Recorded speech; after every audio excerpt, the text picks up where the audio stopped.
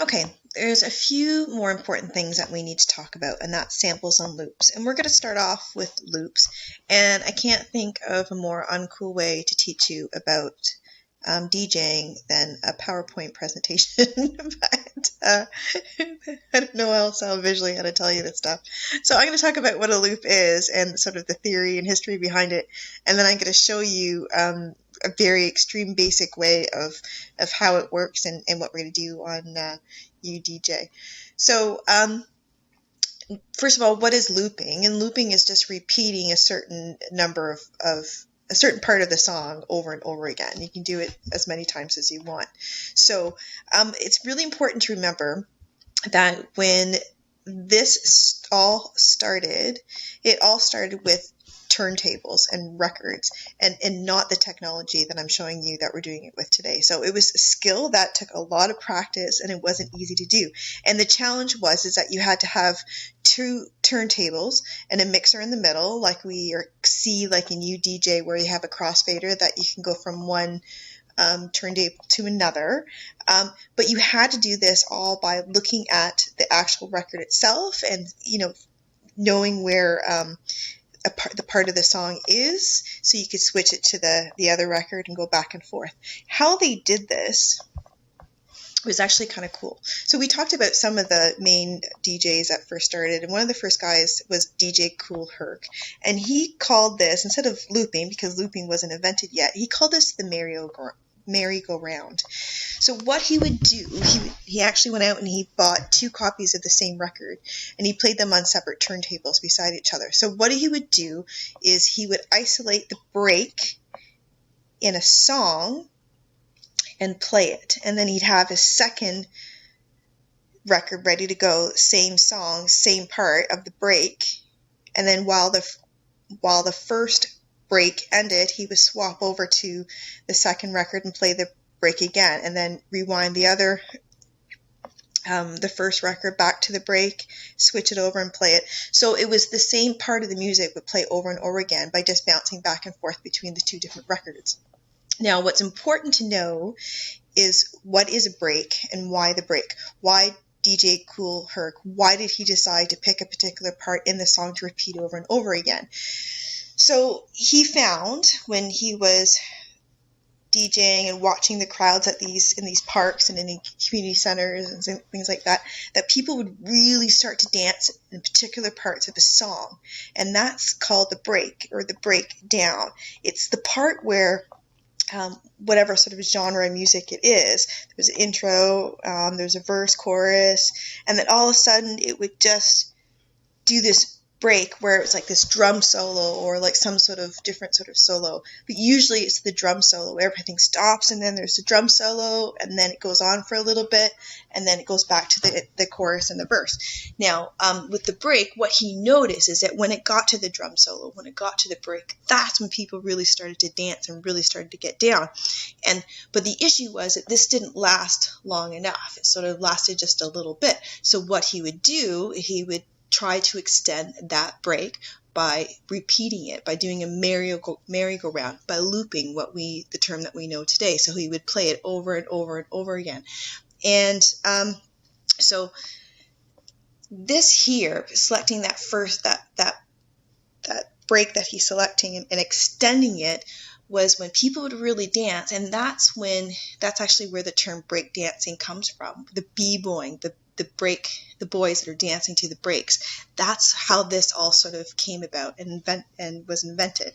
So there's another guy, Grandmaster Flash. So he didn't necessarily invent the loop and this idea of having the same record playing it twice, but he really perfected this technique. So Kool Herc is known for sort of inventing it, but Grandmaster Flash is known for like really perfecting it.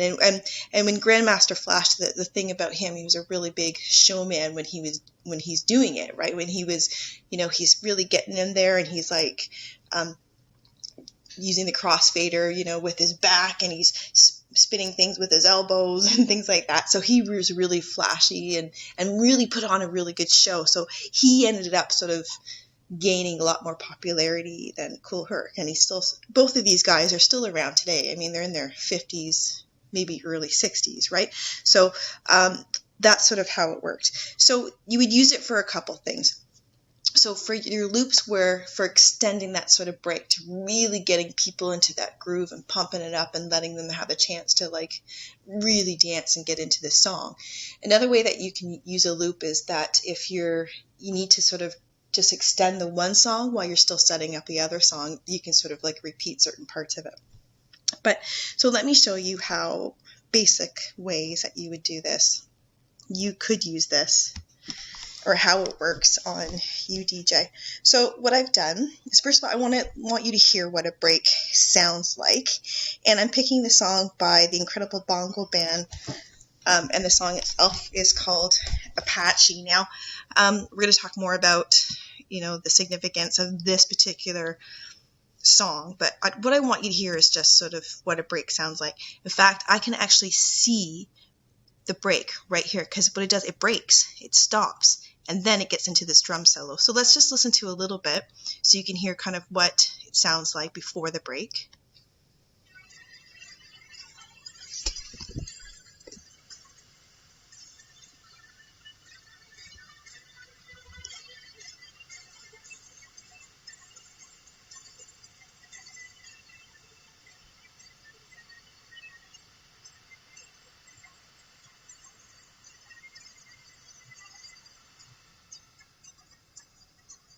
Okay, so here's this break, right? It stops and we get this drum solo. This is one of the most famous breaks.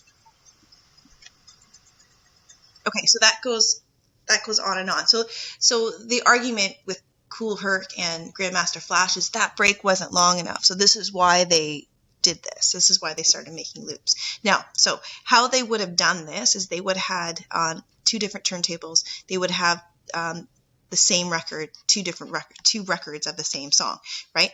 And they would have to cue them up to that spot where they want to loop it. Now, how they would actually, you can actually see on a record kind of if there's any big changes. So they were actually on the record on the song visually, you'd be able to kind of see this, but it would be a little tricky. But that's why they would have to be listening. And this is like lots and lots of practice. We have the benefit that I can actually see it here. And actually I can cue up the two songs like that. Now on better DJ programs, they actually have a cue button where I could like preset it to cue to this and it would actually automatically jump. So it doesn't have that feature on UDJ. Now, this is a bit tricky doing this on the computer because what I have to do is I have to actually move the crossfader and hit play at the same time. And obviously that's hard to do with like a mouse pad. So I'm going to do the best I can to show you. Something else for this song, you probably noticed that there's no beats per minute that is listed here, which happens sometimes with this. And we'll talk later about how to find the beats per minute if you don't know, if it doesn't come with that information. But that doesn't matter because we have the same songs. But it's difficult for me because I have to go by ear about when the downbeats and stuff are instead of me being able to see them. I won't display that information here. So you don't have to loop songs like this, but I just want to show you because it automatically does it for you on DJ programs nowadays. But I just kind of wanted to show you a little bit of what it looks like, right? So I'm going to have my crossfader all the way to the left. I'm going to start with the break here. And I'm sort of thinking about phrasing and stuff too. It's already queued up in this other one.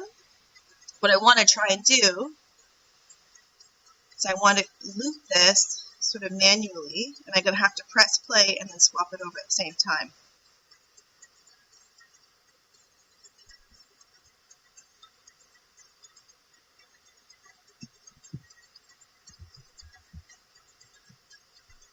I'm going to pause it. I would rewind it if I had an actual record, but I don't.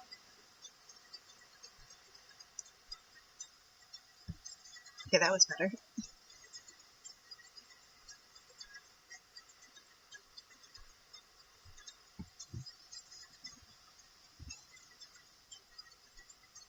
Okay, that's the idea. It's hard to do with a mouse pad. So if you actually had the DJ machine, you could actually like using 2 hands, you could switch that back and forth. So that's how you manually would do a loop with records, just to visually like show you how they would do it. However, with DAW machines, they have this right here, which is a looping machine. So what that does, it loops either 32 bars, it loops 16, 8 bars, 4 bars, etc. So how much easier this is all I have to do if I wanted to extend that break. If I was doing like a live show and I really wanted that break to go on for a while so people can really get in the groove and do the same thing, it's really easy. All I have to do is this, is I just have to start when it gets to the actual break part. All I have to do is press the loop thing. So let's make sure that my crossfader is all the way here. Okay, let's start it up.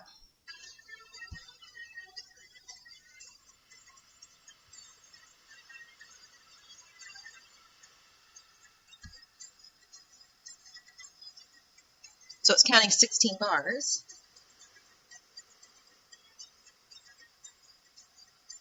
There's 16 beats, and it automatically will keep going to the part where I begin looping it. So that's not a great example, but you get the idea. So that's how I can automatically make loops here on UDJ. So that's important to know, and we're going to be using that later on when we actually are going to construct a song using loops. Okay, so that's a really basic sort of background on loops and the theory behind how they were originally created and why we use loops and when you use loops and how they are constructed. Okay.